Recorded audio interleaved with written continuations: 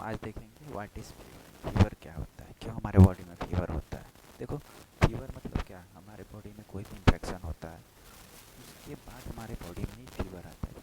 Infection होगा तो हमारे बॉडी में क्या, जो भी बैक्टीरिया होंगे वो सब किल होंगे तो उससे बहुत सारे एंजाइम प्रोड्यूस होता है। वो क्या करता है, बॉडी में जो भी टेम्परेचर को क्या करता है, इंक्रीज कर देता है। जैसे कि जो भी फॉरेन बॉडी आ रहा है उसको किल करने में आसान रहेगा। तो फीवर क्या होता है, फीवर जो होता है वो एक फिजियोलॉजिकल कंडीशन होता है। ठीक है, फिजियोलॉजिकल कंडीशन होता है जिसमें बॉडी का टेम्परेचर इंक्रीज हो जाता है नॉर्मल रेंज से। ठीक है, तो पहले हम जान जाए नॉर्मल रेंज टेम्परेचर क्या होता है। ठीक है, नॉर्मल रेंज टेम्परेचर जो होता है 36 डिग्री सेल्सियस से 37.5 डिग्री सेल्सियस, या बोल सकते हैं फॉरेन हाइट में 98.6 डिग्री फॉरेन हाइट में होता है। ठीक है, इन चीज़ों से, इन लोगों से, इनसे ज़्यादा जो हो जाता है उसको बोलते हैं फीवर। इनसे ज़्यादा टेम्परेचर हो जाता है उसको हम फीवर बोलते हैं। इस टॉपिक में हम क्या क्या देखेंगे फीवर से रिलेटेड।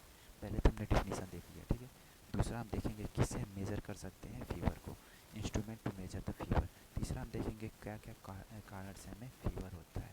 चौथा हम देखेंगे associate symptom with the fever, क्या क्या सिम्टम है फीवर से।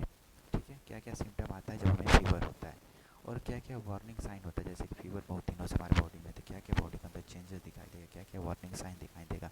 ठीक है, वो होता है वार्निंग साइन। ठीक है, हम कैसे मैनेज कर सकते हैं घर पे फीवर को, manage fever at the home, कैसे घर पे हम फीवर को मैनेज कर सकते हैं, क्या क्या इन्वेस्टिगेशन करा सकते हैं फीवर जब हमें हुआ।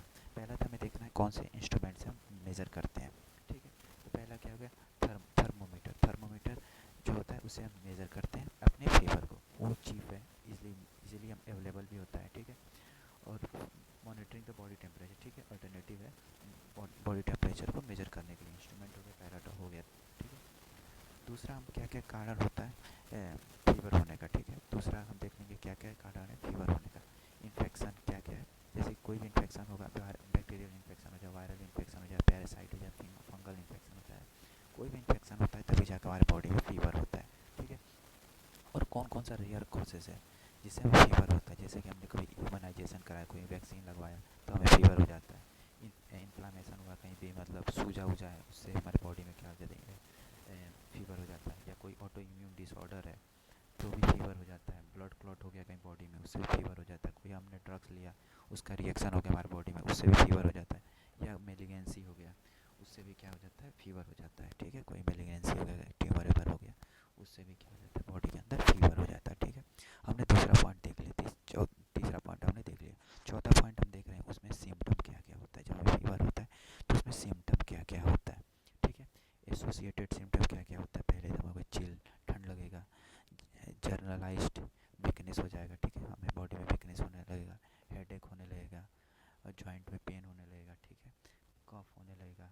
ठीक है, कोल्ड होगा, कफ होगा, लॉस ऑफ मोशन हो जाएगा। ठीक है, एब नॉर्मल पेन होने लगेगा, लॉस ऑफ एपिटाइट हो जाएगा, एक्सरसाइज आप स्वेटिंग होने लगेगा, बहुत ज़्यादा स्वेटिंग होने लगेगा हमारे बॉडी में। ठीक है, पसीना जिसको बोलते हैं। ठीक है, पाँचवा पॉइंट हम देखेंगे कौन कौन सा वार्निंग साइन है। इसके बाद हम ये साइन दिखा रहा है कि हमको जल्दी जल्दी ट्रीटमेंट लेना है, हमें खुद से ट्रीटमेंट नहीं कराना है, तुरंत हमें ट्रीटमेंट लेना है। ठीक है, तो देखो चेस्ट में पेन होने लगेगा, ये सब वार्निंग साइन है। फीवर जब हो रहा है ये सब वार्निंग साइन है। एब्डोमिनल पेन हो गया, ब्रेथलेसनेस हो गया, हेडेक हो गया, वोमिटिंग हो गया, फेंटिंग हो गया, सीजर हो गया। फेंटिंग मतलब होता है loss of consciousness, unconscious body हो जाएगा, अपनी बॉडी पर कंट्रोल खत्म हो जाएगा। सीजर मतलब होता है चेंज इन बिहेवियर, मूवमेंट, मतलब आप सही से चल नहीं पाओगे, आपके बिहेवियर में चेंज होने लगेगा। ये सब होता है वार्निंग साइन। ठीक है, चेस्ट पेन हो गया, एब्डोमिनल पेन हो गया, ब्रेथनेस होगा, सांस लेने में परेशानी होगा, सर में दर्द होगा, उल्टी होगा, फैटिग होगा, फेंटिंग होगा, सीजर होगा। ठीक है,